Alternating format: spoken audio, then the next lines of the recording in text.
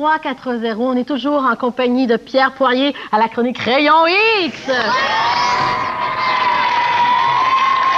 Et évidemment, les écoles Notre-Dame de l'Assomption et Omer Séguin. Oui! Pierre Poirier de Bête pas Bête plus. Oui. Si on a reçu plein de questions, j'ai des questions à te poser, on a des questions sans studio. Alors on débute tout de suite. Vas-y. Et pourquoi pas avec notre ami ici, Éric, une question pour toi. Vas-y, Éric. C'est où est-ce que vous prenez vos animaux? Pour l'émission. Pour l'émission, les animaux, ils viennent assez souvent des zoos du Québec, ou aussi des gens qui en ont, qui nous appellent des fois pour dire, ben moi, j'ai ça chez moi, moi, j'aimerais ça, voir ça. Fait on a aussi une banque là, de personnes qui ont des animaux, puis c'est là-dedans qu'on pige. Bon, ben justement, on va voir un petit extrait de Bête pas Bête plus. On va te demander après où vous l'avez pris, cet animal-là. Ah, OK. On regarde ça immédiatement.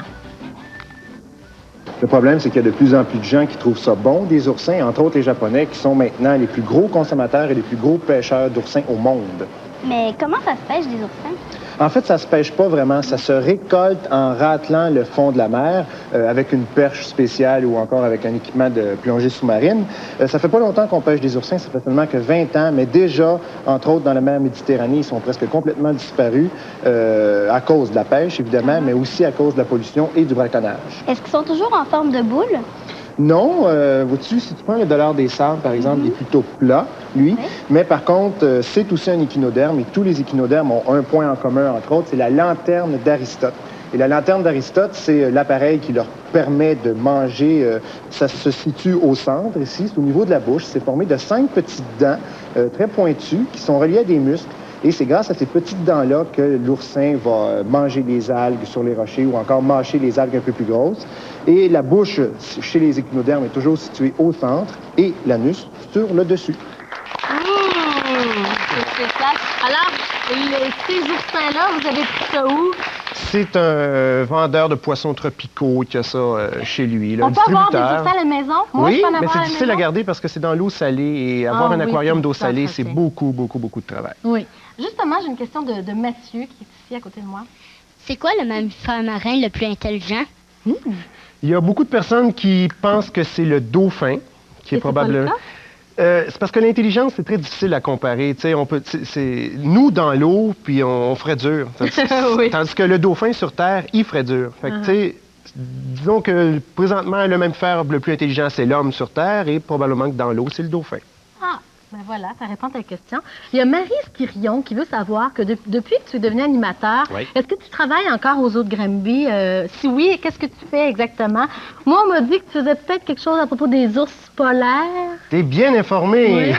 Oui, oui non, j'ai arrêté de travailler au zoo, ça fait environ 1 an et demi maintenant, mais j'ai encore un contrat avec le zoo pour faire un truc sur les ours polaires. Je fais un recensement de tous les ours polaires qui sont en captivité actuellement et depuis le début du siècle en Amérique du Nord. En captivité, oui, donc tu ne promènes pas en Arctique? Non, c'est uniquement dans les zoos, dans les parcs, et c'est ça. C'est très intéressant. Est-ce que c'est gentil, les ours polaires? Non. Non.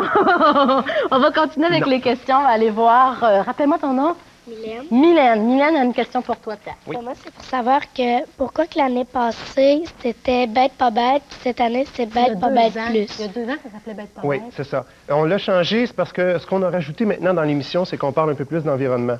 Et c'est pour ça qu'on s'est dit, on va mettre le plus. C'est juste pour ça. Parce qu'on parle encore des animaux pour Bête pas Bête, et on met le plus pour l'environnement. Il y a Michel Leblanc de Gaspé qui veut savoir si tu t'es déjà fait blesser par un animal. Il paraît que peut-être un éléphant t'aurait reconduit jusqu'à la porte d'un zoo.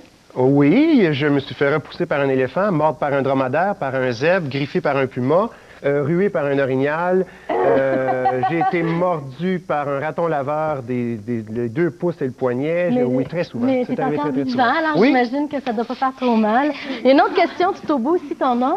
Christian? Et ta question? Qu'est-ce que les éléphants mangent? Oh, ben, j'imagine que c'est des Pierre Poirier. Non, elle voulait juste me faire sortir du parc. Non, les éléphants, dans la nature, ils vont manger de l'écorce et du foin et des branches, alors que nous, dans les zoos, on va leur donner du foin et de la moulée.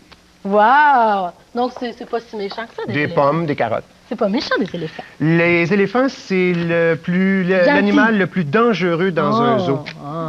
c'est très... Ben, écoute, on va en reparler jeudi. On va aller voir l'émission Ouattatata. Aujourd'hui, Chloé a affaire à une amie un petit peu collante. Ah, dans les maritimes, c'est à 19h. Merci, Pierre. On se revoit jeudi. Nous autres, on se revoit demain, juste avant Système 93. Bye bye tout le monde. Salut!